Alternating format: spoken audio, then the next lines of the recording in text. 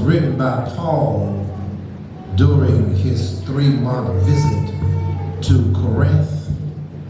Paul was about to close his work in Asia and go to Jerusalem with his love gift from the Church of Asia. However, Paul's heart was still burdened because his desire had always been to preach at Rome. And this long letter was his way of preparing the Christians for his coming. In this 16th verse, we have the theme of this letter, the gospel of Christ, which reveals the righteousness of God.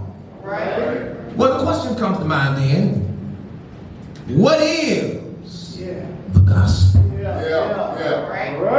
The gospel is the teaching or the revelation of Christ. It is the record of Jesus' life and teaching in the first 4 books of the New Testament. The gospel is the most important resource in the study of Christianity. Christians obtain most of their knowledge and understanding of Jesus from the gospel. The gospel is not just a message, it is a man named Jesus Christ. Do I have a witness there? Therefore, the message is only as powerful as the man of whom it speaks. Thus, our response is not so much a response to a message about Christ, it is a response to Christ. The gospel, and the word gospel is derived from an Anglo-Saxon term, God spell, meaning good story. And in the Greek, it means good news. Do I have a witness here? And when we look at this 16th verse, Paul, who pens and chronicles this letter, says, "For I am not ashamed of the gospel." If we are to understand the magnificent audacity of these words in the text, we must try to listen to them with the ears of a Roman. Here was a poor, little, insignificant Jew, like hundreds of Paul's countrymen down in the ghetto. One who had his head full of some fantastic nonsense about a young visionary named Jesus, whom the procurator of Syria had very wisely put an end to a while ago in order to quieten down the turbulent province, because Jesus rocked the world when he showed up. And so the Romans called themselves trying to put him to silence. And here comes Paul into Rome with the notion that he would shake the throne of Caesar by preaching the gospel. Are y'all with me here? Let me see if I can make another round. Paul was fully aware that the pride of Greek philosophy would be likely to despise the message of the cross as foolishness. It would be strange to them at first and out of accord with their intellectual speculations. They did not believe in this man named Jesus. The Jews had cast him off and regarded him as an apostate. And by the wise among the Gentiles, Paul had been persecuted and despised and driven from place to place and regarded as the filth of the world. But yet Paul pens this letter and says, you can call me what you want. And no matter what you think about me and what I believe, I am not ashamed. Paul had been imprisoned in Philippi, chased out of Thessalonica, smuggled out of Berea, laughed out of Athens, regarded as a fool in Corinth, and stoned in Galatia. But Paul remained eager to preach the gospel in Rome, to set the captives free and to go to the seat of contemporary political power and pagan religion. Neither ridicule, criticism, nor physical persecution could curb Paul's boldness. Now, my brothers and my sisters, if you've been called, you've got to preach the gospel. I had a young man to inbox me. He's in Alabama. His grandfather's a great preacher. He inboxed me and said, I'm giving it up. Young preacher, young. And as I was dialogue, I'm getting ready to preach. I just sat down from preaching. I can't remember one or the other. And I said, young man, I said, how old are you? He's in his early 20s. He says, I ain't gonna preach no more. I said, young man, that's an awful mistake. He says, I've already been in a car accident. And I said, well, that might be part of the Lord trying to get your attention. Because the Bible says, either you preach or perish. If you've really been called now, some, as the late Dr. S.M. Wright would say, some were sent. There was others that got up and went. But if you've truly been called, you cannot forsake the gospel. He says, for I'm not ashamed of the gospel of Christ, for it is the power of God. Now, Rome's definition of power was different from Paul's definition of power. The Romans did not believe much in ideas. Their notion of power was sharp swords and iron yokes on the necks of subject people. But the history of Christianity has been the history of the supremacy and the revelatory force of ideas. Thought is mightier than all visible forces. Okay, I didn't get y'all on that one. Let me see if I can make another round. God's power is more mightier than all visible forces. And this is why Paul says, for it is the power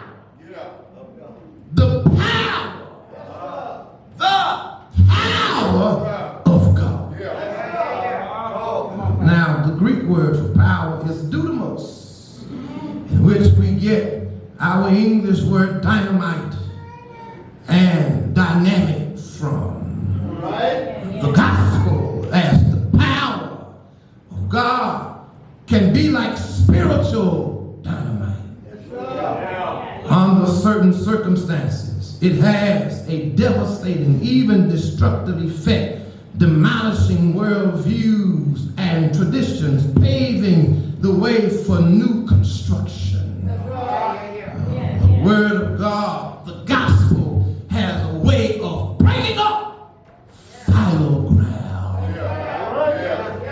It can blast through hard beds of rebellion, placed inside a stone-hearted heart that is resistant to God. The power of God through the gospel can shatter barriers. God's power in and through the gospel is explosive.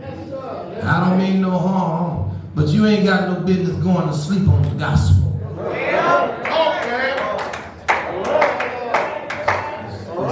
It's explosive. It's like dynamite. It has a way of stirring up your heart. The gospel. The gospel is power. In and through the gospel, it is explosive. The gospel is effective because it carries with it the omnipotence of God. Only God's power is able to overcome man's sinful nature and give him new life. I was preaching a revival at the Sunlight Baptist Church there in the city of Beaumont. And one of my associate ministers brought his nephew. He was somewhat perturbed because we were in the study. He says, "Pastor, I'm not going to go up with you." In the pulpit, he said, "My nephew is here, and I told him that I was coming to pick him up and take him to church." And he went home and got drunk. Well, come on now.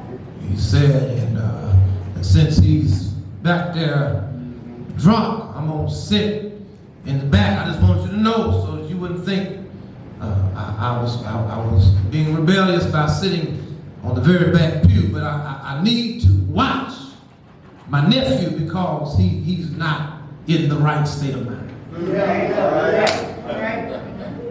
Come on, Pastor. And I watched him since he told me before I preached, so I looking around the pulpit. And he was bent over there. He perhaps needed to be back there because he was out of there. Pastor Ellison, all it took was for me to get up and start preaching the gospel. And that gospel is so powerful that it can cut through alcohol.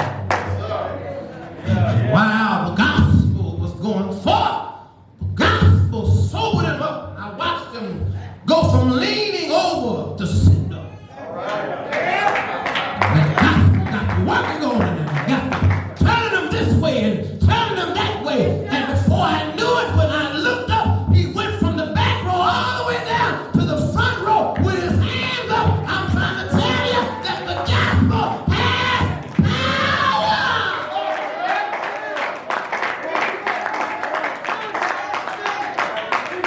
It's got power. It's got power to change lives. It's got power to change attitudes. Power to slap dope out your veins. Power to make men who are wayward go home another way. It is the power. Oh God. God's power gives us assurance. It's the power of God. And this is why Paul's definition of power is different from Rome's definition of power. You will remember Pilate made it a part of public record. He says now, as he interviews Jesus, he calls him in because he's been hearing about this movement of his and this kingdom that he has. And Pilate wanted to know, is it going to be a threat against the Roman power. All right. And Jesus said, now my kingdom is not even of this world. Paul said, well, now since you're talking like that, you ain't no threat. And I want you to know that I don't find no fault in him, because your power and your kingdom ain't got nothing to do with Rome, since you're not forcing, and since you're not a political threat, and since you're not a terrorist toward our construct. I don't see why they bothering you. Yes, sir. Yeah. But Jesus wants us to know, and Paul helps us to understand that God's power gives us assurance to know that He is in control. God's power gives us assurance to know that He is the true God. God's power gives us assurance to know that we are more than conquerors. God's power gives us assurance to know that victory will be ours.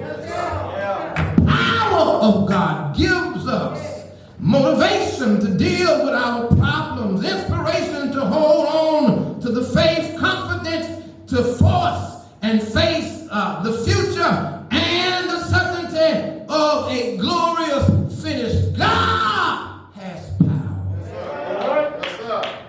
Thank God that it is the power of God that is given to us. I need you to understand, and I'm closing now, that I do concur with Paul. For I am not ashamed of the gospel.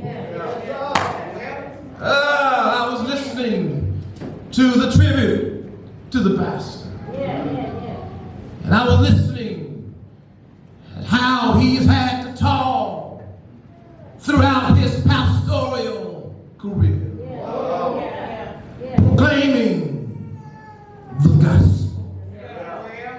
My daddy, who's gone home to be with the Lord now, used to tell me, he says, boy, whatever you do, don't stop preaching. Whatever you do, do not forsake your assignment. Because whatever preaching gets you into, if you can just hang in there, if you can just keep on preaching, preaching will get you out of it. And I've learned over 40 years of preaching not to be ashamed of the gospel. Have I got a witness? I've learned that wherever I go, I must declare that Jesus Christ still lives. And God has been too good to me to fail Him now. God has made too many ways for me to turn my back on Him. Have I got a witness? And my God loves me so much. Yes, Lord, until He was willing to die at Calvary. And this is why I cannot be ashamed of Him. And this is why I cannot be ashamed of the gospel. Because He was not ashamed of me when He died at Calvary. You know the story.